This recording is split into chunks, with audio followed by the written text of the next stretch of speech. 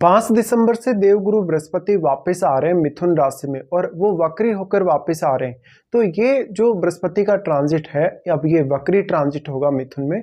और ये कोई नॉर्मल ट्रांजिट नहीं है, क्योंकि नॉर्मली जो बृहस्पति हैं ऐसा करते नहीं है ट्रांजिट में। और इस बार जो ऐसा वो कर रहे हैं तो एक बहुत ही ज़्यादा स्पीड से वो चल रहे हैं। और साथ साथ में हम धनु लगन के लिए अगर विचार करें इस ट्रांजिट का, तो आपके सप्तम भाव में ये होने वाला है। सप्तम भाव में जहां पर वो आपके अष्टम भाव को छोड़कर आ रहे हैं, यानी अपनी उच्च की स्थिति से बैक आ रहे हैं और सप्तम में आ रहे हैं। तो देखा जाए तो आपके चार्ट में बृहस्पति आपको स्वयं को रिप्रेजेंट करते हैं, इसके साथ साथ वो आपके 4th हाउस को भी रिप्रेजेंट करते हैं। तो सप्तम में आने के बाद अब आपको बृहस्पति किस प्रकार से आशीर्वाद देने वाले हैं, अब ये इनका अंतिम ट्रांजिट है ऑलमोस्ट मिथुन राशि में। इसके बाद ये अपना नॉर्मल ट्रांजिट में रहेंगे, जहां फिर वो 2 जून को कर्क में प्रवेश करेंगे और 11 मार्च को ये वक्री स्थिति से अब मार्गी हो जाएंगे अगले साल में। तो हम जो अभी डिस्कस कर रहे हैं लगभग अभी 5 दिसंबर से लेकर सबसे पहले आपको 11 मार्च तक के लिए कैसे प्लानिंग करना। 11 मार्च के बाद भी बृहस्पति क्योंकि मार्गी होंगे तो आपके बहुत सारे काम बनने की संभावना बनेगी। लेकिन अब ये विचार करें कि जब बृहस्पति आए थे मिथुन राशि, तो 14 मई के आसपास का वो समय था जब बृहस्पति ने प्रवेश किया था मिथुन राशि में। और तब से लेकर अब तक आपके कौन कौन से ऐसे काम रहे जहां पर बहुत सारे काम आपके पेंडिंग रहे, या आप उन कार्यों को पूरा नहीं कर पाए, किसी भी रीजन से आपने प्लानिंग की या प्लानिंग भी नहीं की। तो अब एक बार फिर से आपको बृहस्पति अपना आशीर्वाद दे रहे हैं इस ट्रांजिट के तौर पे। वो आपके सप्तम में आए हैं। तो देखिए, मैरिज और रिलेशनशिप को लेकर जो जो भी फैसले आपने लिए हैं इस साल में वो आपके पूरे होने के चांसेस हैं। साथ में आपने कौन कौन सी ऐसी प्लानिंग्स जो आपने बीच में करके छोड़ दी, लेकिन आपको किसी व्यवधान की वजह से काम आगे नहीं बढ़ पाया, या कहीं ना कहीं आपको कुछ ऐसी दिक्कतें आई होंगी, रिलेशनशिप को लेके इश्यू आए होंगे, मैरिड लाइफ को लेके दिक्कत आई होगी, या आपका एंगेजमेंट होके फिर आगे शादी नहीं हुआ होगा, या इवन एंगेजमेंट के लिए भी आप प्रयास कर रहे हैं मैरिज के लिए लेकिन आपका नहीं हो पाया। तो आप उन कार्यों के लिए अब पुनर्विचार कर सकते हैं। मान लीजिए आपका कोई चहेता पर्सन था जिससे आप शादी करना चाहते थे, लेकिन आपकी शादी उससे कहीं ना कहीं नहीं हो पाई। तो आप एक बार फिर से यहाँ बृहस्पति का अब ये प्रभाव देखेंगे कि बृहस्पति कहीं ना कहीं ये दिखाते हैं कि आप बहुत ज़्यादा जिद से अपना मैरिज करने का कोशिश करेंगे इस समय में। और क्योंकि बृहस्पति वक्री हैं, वक्री होने के केस में उन लोगों को सबसे ज़्यादा फायदा मिलेगा जिनका बृहस्पति ऑलरेडी चार्ट में वक्री है। लेकिन उन लोगों का जिनका बृहस्पति वक्री नहीं है, उनका अगर चार्ट में वेल प्लेस्ड बृहस्पति है जन्म के समय का, तब ऐसा बृहस्पति उनको भी काफी फायदा देगा, क्योंकि बृहस्पति इस समय काफी स्पीड में है और वो बाद में आगे बढ़ जाएंगे। तो आगे बढ़ने के बाद भी आपके लिए प्लानिंग करने का मौका रहेगा। लगभग 11 मार्च के बाद जो अभी आप प्लानिंग करेंगे उन पर आप कार्य कर सकते हैं। लेकिन आपकी जो जो प्लानिंग आपने पहले की है अभी इस साल में, जब से बृहस्पति मिथुन राशि में आए, तब आप उस पर कितना ज्यादा फोकस कर सकते हैं। तो बृहस्पति सप्तम में आ रहे हैं। सबसे पहले आपके मान सम्मान, आपकी प्रतिष्ठा, आपके कॉन्फिडेंस के लिए ऐसा बृहस्पति काफ़ी अच्छे प्रभाव लाएगा।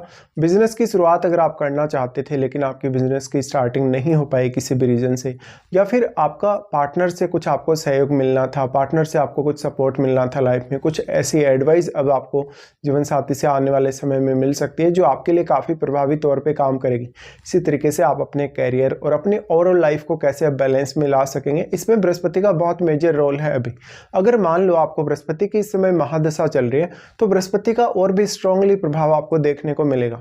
अब क्योंकि आपके चार्ट में वो 4th लॉर्ड भी है, 4th लॉर्ड होने से आपका जो ऑलमोस्ट जो लाइफ का बैलेंस है, जैसे आपके रिलेशनशिप को लेकर, मैरिड लाइफ को लेकर, और जो आपके घरेलू रिश्ते हैं अपने माता से या स्पेशली परिवार के सभी लोगों से, उनको कैसे आप एक बैलेंस के तौर पे देख सकते हैं जब आप अपना कैरियर भी बहुत अच्छे से संभाल पाएं।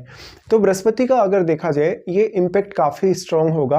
भले आपका बृहस्पति रेट्रोग्रेड है चार्ट में या सामान्य स्थिति में भी है, कैसे भी है चाहे, लेकिन बृहस्पति आपके चार्ट में वेल प्लेस्ड जरूर होने चाहिए। अगर आपके कम से कम अगर बृहस्पति रेट्रोग्रेड नहीं है तो भी देखिए, अब बृहस्पति यहाँ आए सप्तम भाव में तो वो आपके लिए नए इनकम सोर्सेज लाने वाले हैं, लोगों से आपको ज़्यादा से ज़्यादा सपोर्ट दिलाने वाले हैं, साथ साथ में मान सम्मान और प्रतिष्ठा में वृद्धि करने वाले हैं।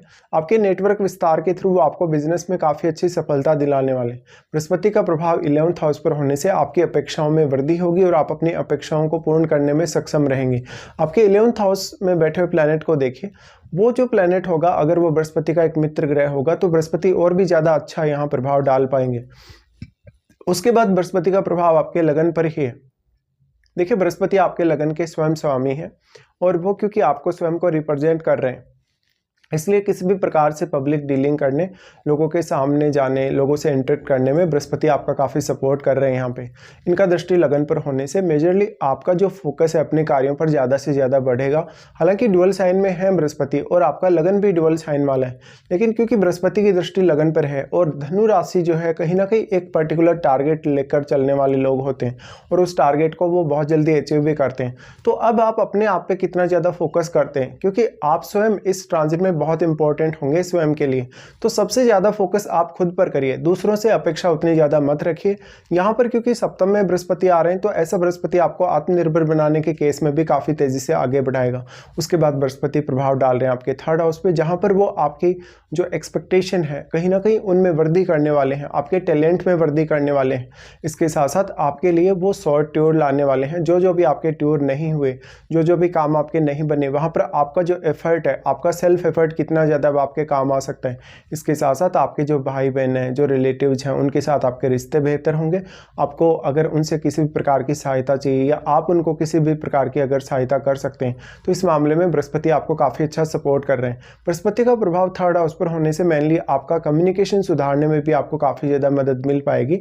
इसके साथ साथ बृहस्पति आपकी हेल्थ को भी काफ़ी इंप्रूव करेंगे और आपको सही सही डिसीजन लेने के लिए बाध्य करेंगे। ऐसा बृहस्पति आपकी एक सेल्फ इमेज लाएगा लोगों के सामने।